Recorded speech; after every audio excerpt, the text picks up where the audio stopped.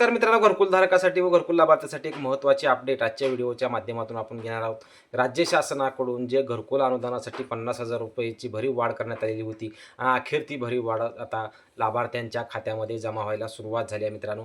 कारण खूप जणांची इच्छा होती की 1,60,000 मध्ये घरकुल पूर्ण होत नाही आहे. प्रधानमंत्री आवास योजनेच्या माध्यमातून 1,60,000 रुपयेच पहिल्या घरकुलासाठी मिळत होते. परंतु राज्य शासनाकडून सध्याचा वाढता खर्च पाहता व होत असलेला खर्च, वाळूचे वाढलेले भाव, त्याचबरोबर सिमेंटाचे वाढलेले भाव आणि वाढलेली मजुरी पाहता त्यामध्ये राज्य शासनाकडून 50,000 रुपयाची भर घालण्यात आलेली होती.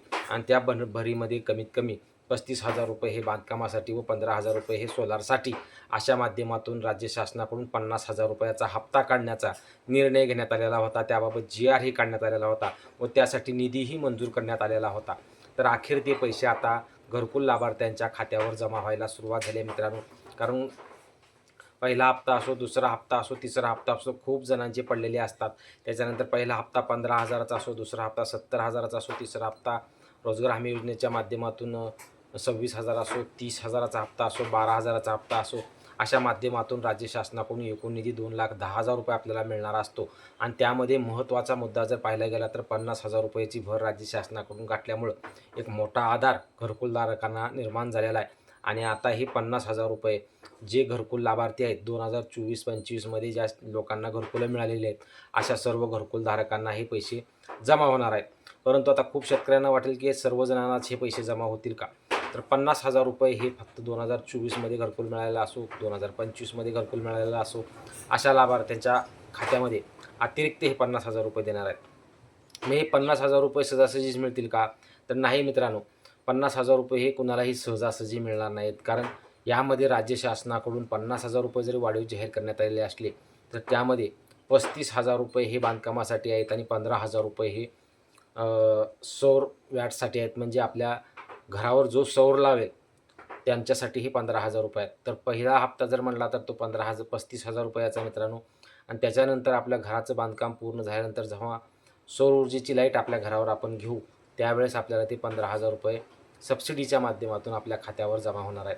त्यामुळं खूप जणांची इच्छा होती की घरकुलासाठी वाढीव अनुदान मिळावं, घरकुलासाठी वाढीव अनुदान मिळावं. अखेर राज्य शासनाकडून घरकुलासाठी वाढीव अनुदानाचा निर्णय घेण्यात आला, GR करण्यात आला, निधी मंजूर करण्यात आला.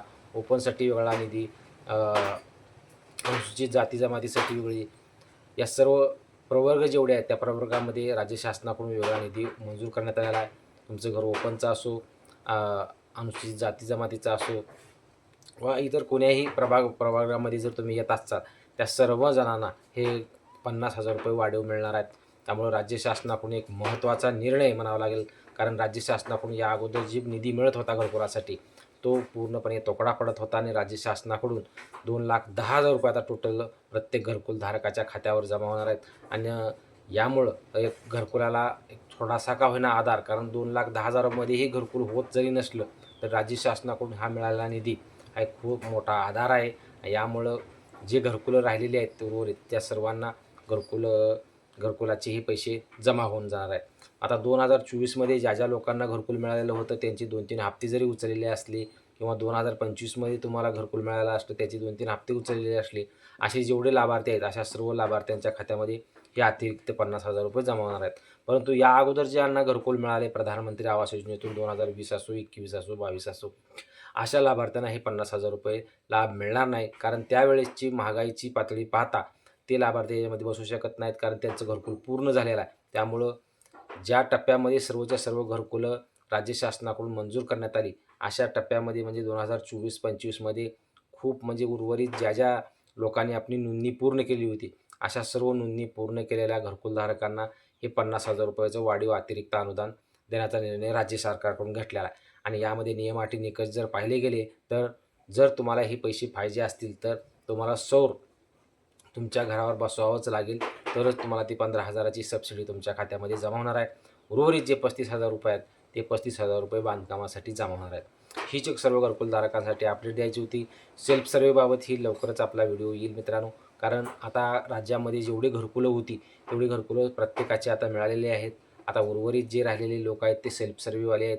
त्यांनी परत सर्वेक्षण केल्यानंतर, कारण आता ह्यांचा टप्पा पूर्ण झाल्यानंतर सेल्फ सर्व्हेवाल्यालाही याद्या भविष्यात येण्याचे संकेत आहेत.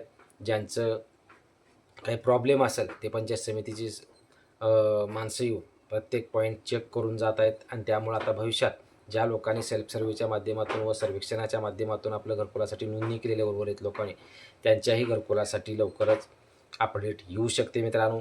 आता उर्वरित ज्या ज्या लोकांचे हप्ते राहिलेले आहेत त्या हप्त्याची एकदा पूर्ण झाली, पूर्ण घरकुलाचा टप्पा पूर्ण झाल्यानंतर सेल्फ सर्व्हेचेही घरकुलाच्या याद्या मंजूर होऊ शकतात.